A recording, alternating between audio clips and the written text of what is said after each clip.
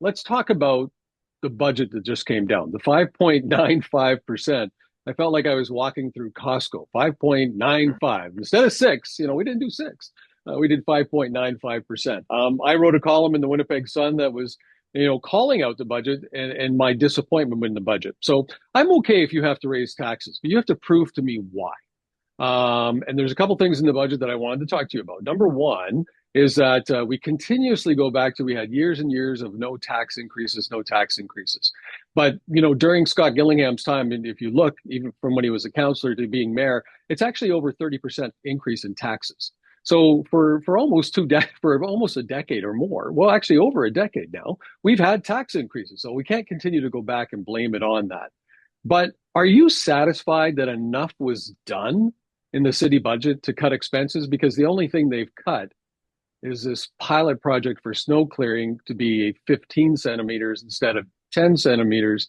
And I remember as being a councillor, when I made calls to the public service about residential streets, they said, yeah, we usually don't go until it's about 15 centimeters. Yeah, I mean, it's hard to answer that. I mean, it's ironically, I was first elected in November of 2011, and the first budget that started raising taxes was right after that. So my entire arc at City Council, we've been raising taxes. This is the most though in 34 years. I don't know what efforts were made to cut back. I wasn't in the room. I wasn't at for the first time in those 13 years. No one came to me to say, "Hey, what would you like to see?" So that was a very different experience. So I don't want to lash out. I mean, I think there's always a division of opinion on these things, and Okay, well, hang on a second. I want to lash up.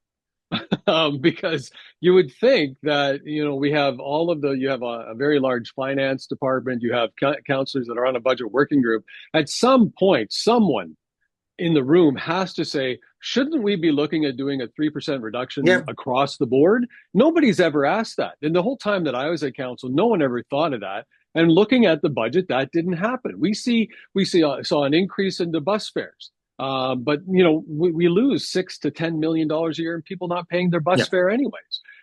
You saw the addition of police officers, something that I've advocated for a long time, and I think is great.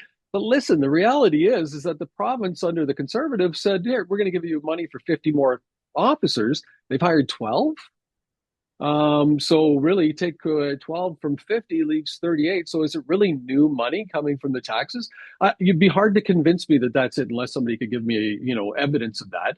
And I didn't see any evidence of the cutting. And I'm not going to pick on you, but counselors' expense accounts almost doubled a couple of years ago, right? $800,000 more. And you got Yeah, some counselors that have two offices. You have some that are spending over $12,000 on bus boards. Isn't that somewhere where you think if we're asking people to pay more, we should have cut?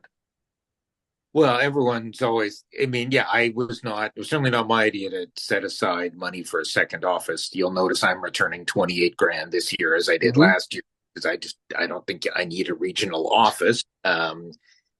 That's politics, I guess. Other people, that was a big thing for them in the budget to get that. I got some of what I wanted, so I'm not going to, pick and choose on that. Yeah, I think that was I don't know what discussions were had about it. Should we cut across the board or not? This is the political calculus, I guess, as we're going to raise.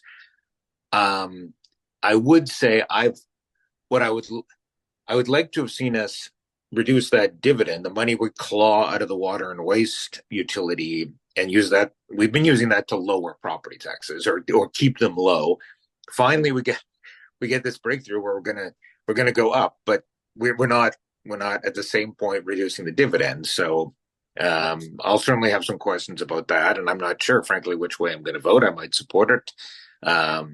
Still some questions to be asked, but yeah, it's not what I was expecting, frankly. But I do still, I mean, we're back on pace to finish our combined sewer program by 2093 now. We had some momentum. We've lost the momentum. So I think the big issues, though, are the property tax. And it's a valid point. How much, isn't there something you could reduce? And I guess that'll be the debate over the next month or so. So will it change though? I mean, I was only there 4 years, and I became very negative on the fact that they were not going to change the budget anyways. They have some things that they might do because they've already planned it out to make it look good. But really, is it going to change? I mean, they got the 5.95 this year. Maybe they'll do more next year. It's not an election year next year, so who knows, right? But it's not the end of the city taking more money from residents, council. No, no. I mean, we know in January, right, we're going to have new water waste rates, and who knows how much those will be. And you're right, you're still siphoning, stealing money from water and waste. Look at it. If you took all the money that the city has taken from water and waste, siphoned from the profits, you could have paid for all the work at the North End treatment plant.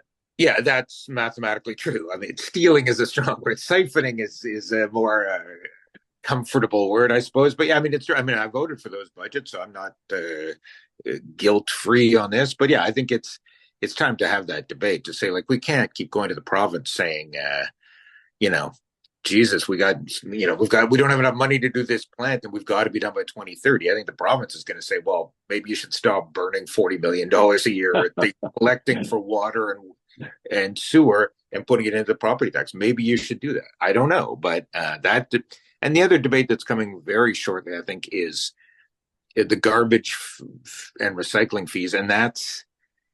I mean, that was introduced at $50 under Sam Case. That was the meeting before I was elected, ironically, or two meetings before. And it's crept up, but I don't know what it is now, 65 or something a household. I might be a little low on that. But the trouble there is, I mean, at least property taxes there's a gradation. It's a percentage of the value of your home, basically. Mm-hmm. The garbage fee is like, you got $1 million house, you're paying us $90. You got a $200,000 house, you're paying us $90. Well, I mean, politically, it's easier, but yeah, there's an unfairness to that. So yes, but you're right. That's coming, as well as the water and sewer rate hike. So this is not the end of the debate.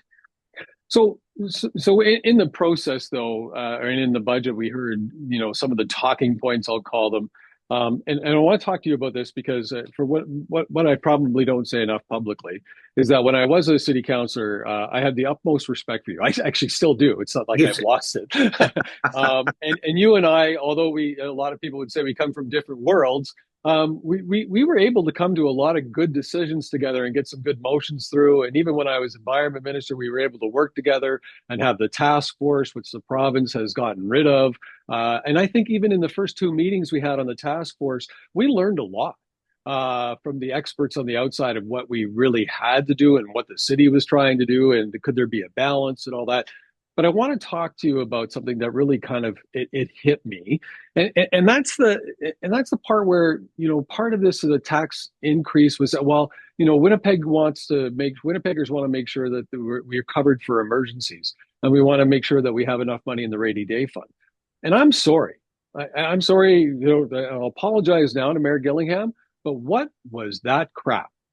You are required by law to have a certain amount of money in there. And when I was a city councillor, and yeah, I'm going to take credit for this. So you can say whatever you want on social media. I'm going to take credit for this. I said as soon as the 5-year budget program was a way to play shell games with the money and take from the reserve fund without having to make sure it was where it was at every year. And look where we are.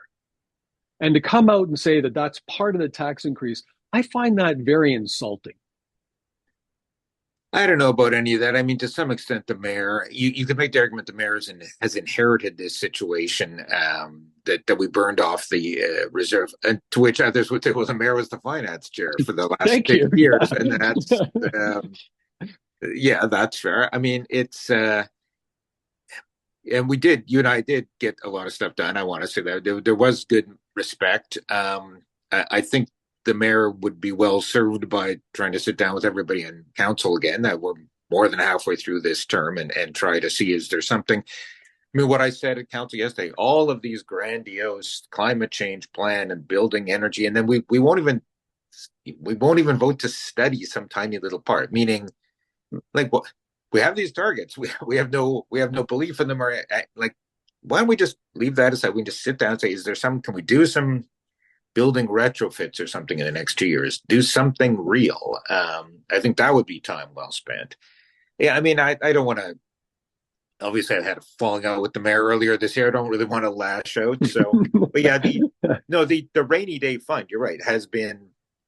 It wasn't at 100 million when the mayor got elected, and it's now at zero. But it's been burned off. It's helped to keep property taxes low, but now that's gone. So Has it though? I think so. I I mean, mean, I think you. I would argue that, as when he was finance chair, he's never done a cut.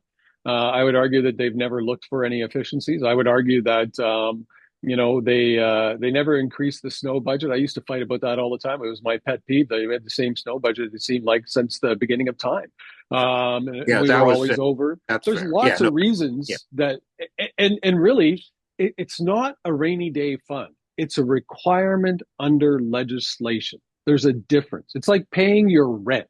You have to pay your rent. You can't borrow from your rent and do that for months and months and months and then come out and say, you know what, I got a raise and I'm going to start putting money into that rent. It doesn't happen like that. That's not the real world. So it really kind of, I guess it's all that political spin. And I think what I missed, what I really was disappointed with most, and I'm hoping councils like yourself and others will start questioning, is why didn't we look at making a 2% cut, across the board in expenses? I mean, why everyone questions why the city pays $3 for something when you and I can go buy it for $1. So why not look into that? I oh, mean, no. There's yeah. I mean, the city's construction. Somebody told me once the difference they charge the city to build a tennis court and the difference they charge like a homeowner to build a tennis court. And it was vastly different, which I had never realized till I got elected. I think and then what do you try and put in some controls over that? I do think, I think in Bowman's second term, we did an exercise of some departments took a zero, some took a one, and police and some others got 2%. And that was meant to squeeze, and it did to some extent. But I don't think I would be hard pressed to come up with stuff we've cut. I could probably do it if I had a while, and we sold some things off over time. But yeah, I mean and there was supposed to be a reduction in the grants this year, but that all got postponed by a year. But there are a couple of that's classic political stuff. Everybody thinks we should cut it except for the one or two they managed to get in over time. So yeah, I mean, I think it's yeah, I mean, it'll be. I think we've got a month or so, 6 weeks till the vote on the budget. So I'll certainly have some questions, certainly around the combined sewer stuff, if nothing else. Yeah, good. And I mean, to your point, I remember as a city councilor, I was trying to get a park done in the Westwood area, and I didn't have, there was no funding to get any of the equipment upgraded. But then I discovered, going through this process, for the exact same structure we wanted at this school park or whatever, if the Parents Association requested a grant, we could get them a grant through the fund that we had, the land dedication fund, and they got the exact same park built for hundreds of Yeah, thousands of dollars less than what the city was going to charge the residents to put the park there. yeah. I mean, that stuff does come. I mean, it's depressing that we probably could use some sort of. I think people get caught up in you know the swirl of activity at City Hall. I mean, I've put in all this time on the four-plexes because, frankly, I've had the time to put in a lot of time. I've done a ton of research on it now, but that I know.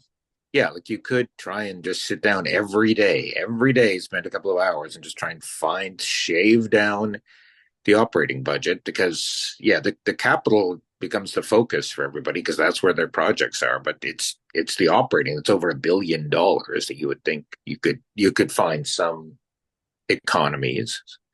Well, I always kind of pushed for a planning commission to get experts involved in that. And I'm going to say this whole concept of a Department of Government Efficiencies that they're looking at makes a lot of sense. Down in the U.S., they're talking about that. I think bringing in, intelligent people that are used to looking for efficiencies. There are people at the city that, are Six Sigma trained and others that aren't being utilized. Maybe that's something a counselor could bring up one time and say, maybe we need a Department of Efficiency, not a finance committee, because all they do is approve everything. I want an actual committee that sit there and actually might say, can you get it cheaper somewhere else? Go check.